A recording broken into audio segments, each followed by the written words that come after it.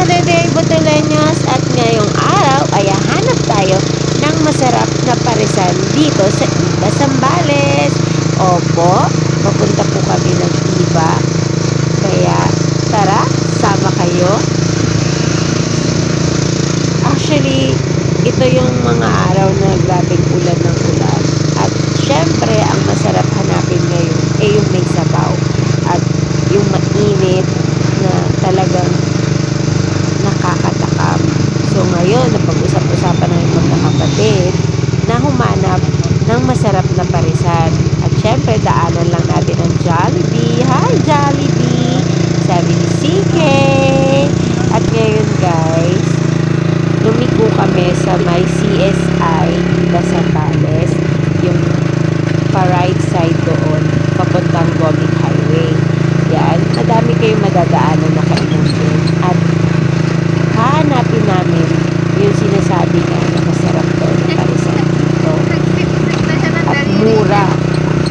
Kaya sulit talaga yung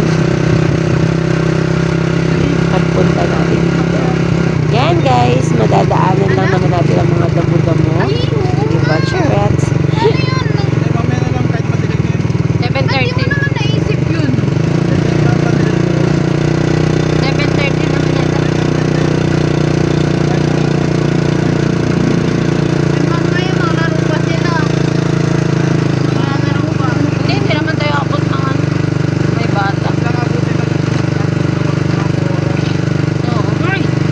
Kasi naman pagkapasok mo yung daliri mo.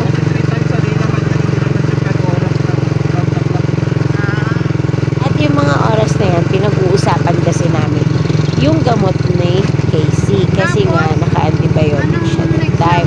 So, nakalimutan namin dalhin. Well, anyways, malapit na tayo. At of course, magle-left side ka para mapuntahan mo yung sinasabi namin parisan. At ito na nga guys, tumawid na kami. Mga oras na yan. At opo, dito yan sa may Carinderia, sa side ng St. Pio Hospital dito sa Iba, Zambales.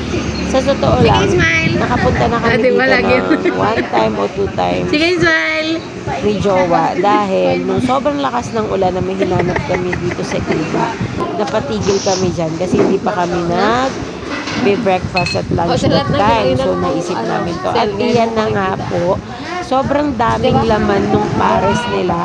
At talagang sasabihin ko na laman talaga yung pares sa halagang 55 pesos. Opo, sa halagang 55 pesos. Para kang bumili ng isang order na ulam.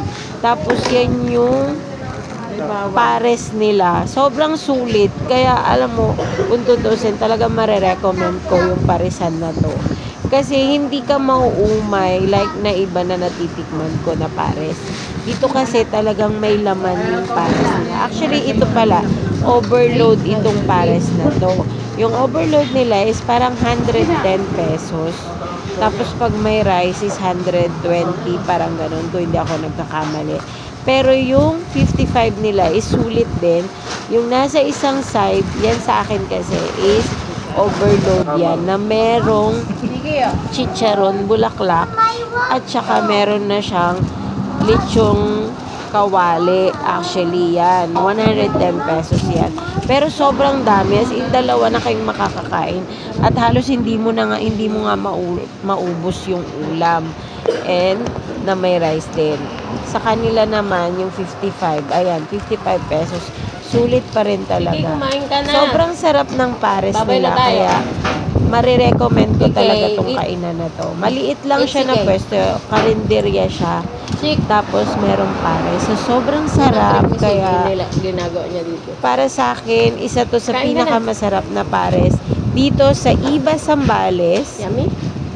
Matatagpuan sa may Gobic Highway. At i-recommend ko talaga ito sa mga naghahanap dyan na mainit-init na sabaw. Ngayon tag-ulan.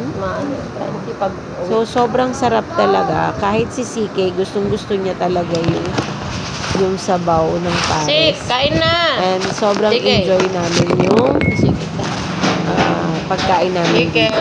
For only 55 pesos at saka yung overload. Ayan nga, sobrang, actually that time is paggabi na, tapos ang lakas na ng hangin. So, kasama pa namin si CK at Casey. Pero, yan, parang yan na yung kain namin. Kaya, yan, try nyo na rin yung pares nila kasi alam ko na mai-enjoy ninyo at masasarapan kayo.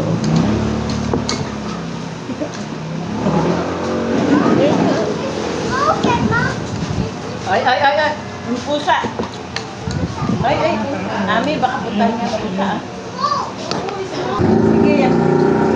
The cat bite you. Oh, ayun na. Come here. No. Don't touch the cat. Don't touch the cat. Run away, Mom. Run away. Oh.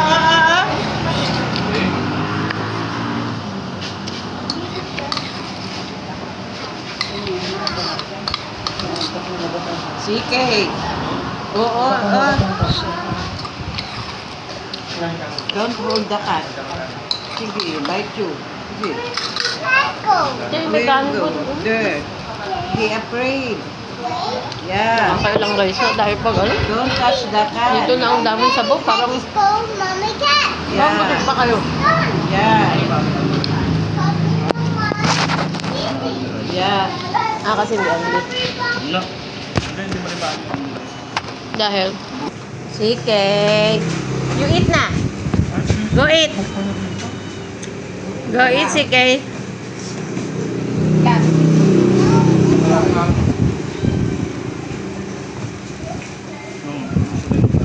Happy na siya. Nag-happy na. Happy. Happy ka? Busog ka. Kelvin, ikaw daw ang happy. Naubos mo mama yan? Kaya.